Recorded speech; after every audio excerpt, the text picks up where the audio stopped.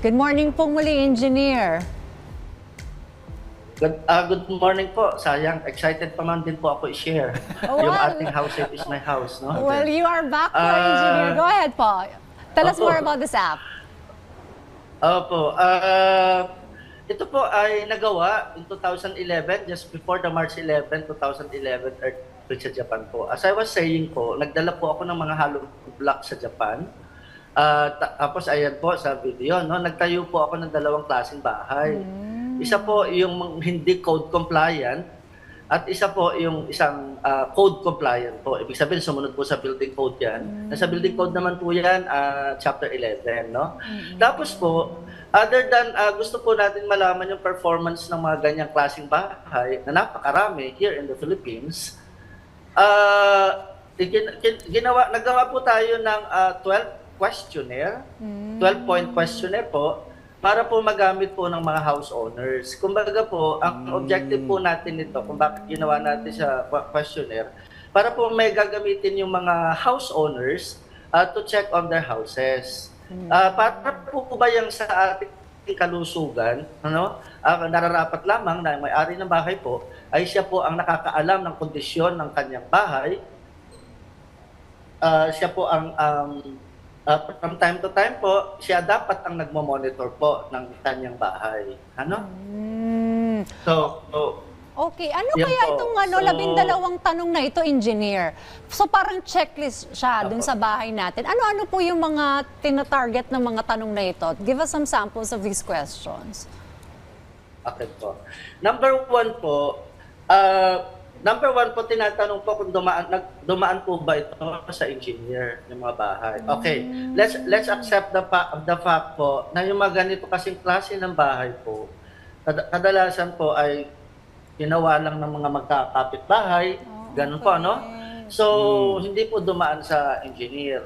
Basically, yun po yung tanong. Other building po kasi, we are considering these are engineered and most likely, nag-follow po ito sa building code po.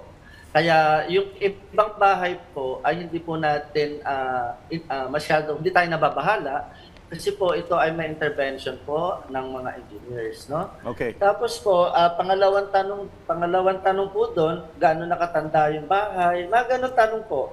Tapos anong size po yung ginamit na bakal, yung bang patayong bakal ay may distansya ba ito na 0.4, tapos hindi ba gumamit ng kawayan sa mga bakal, ganun Okay. po. So, Engineer, paano po kung hindi alam ng homeowner yung mga ganong detalye para masagot yung 12 questions na yon? At ito po ba'y applicable sa lahat ng uri ng bahay, like sa gusali o yung mga ordinary residential houses po?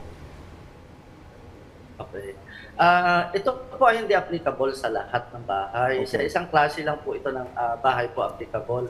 Kung saan po ito yung bahay na gawa lamang po purely hollow blocks. Ito yung walang poste.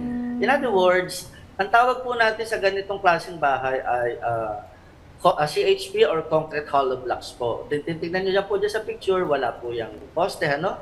At hindi po, as I have mentioned, hindi po yan bawal sa building code. For as long as po ang hollow blocks niyan ay disais, maganda po ang timpla ng Simento. semento, ganun po ginawa ng tama, yan po, ano? Hindi po yan bawal. Basta susundin lang po yung mga tamang sukat at tamang pamamaraan po ng paggawa. Doon po sa pamphlets or doon po sa apps na pinapakita po natin, if you take a look at sa website po ni Fivolks, makukuha po natin itong House Safe is My House, ano? Nandun po yung mga rekomendasyon, yung tamang paggawa sa bandang likod po, no? Or parang fourth page siya. Bigyan ko lang po kayo ng isang sample, ano? It is assumed that the building construction standards were most likely observed if authorized people took charge of the construction. Yun po yun. Okay. So, the other question, maybe, bakit po ito yung pinili po natin klase na building na bigyan ng katanungan? Kasi nga po, ako po I myself as an engineer, nung ginagawa po namin itong eksperimento na to, sabi ko, lahat ng bahay sa Pilipinas ay may poste. Pero yun po, when we went around the Philippines, ito po pala yung pinakamaraming numero ng bahay. And sad to note po, that ito pa po yung mga tinipid kasi ginawa lang po ng mga magkakapit-bahay. Ano po, as I mentioned, dapat po this is yung hollow blocks, pero yung binisita po natin sa karamihang lugar sa Pilipinas po, lahat po ay D4 lamang. Ano po? So, yun po yung nakakasakit na loob doon kasi nakakabahala kasi hindi po nag-comply sa building code po ang karamihan sa bahay na ito. Kaya nga po, lagi ko pong panawagan, imbis po nakatakutan natin yung mga high-rise structure na yan po ay milyon ng investment, yan po ay ginawa po ng maraming engineers, yan po ay dapat earthquake resistant po. Kaya magsiuwi po tayo sa ating mga sariling bahay-bahay dahil napunta po talaga doon ang panganib ng lindol sa mga ganitong klase ng bahay po. Alright. Engineer, on that note, maraming salamat po sa impormasyon.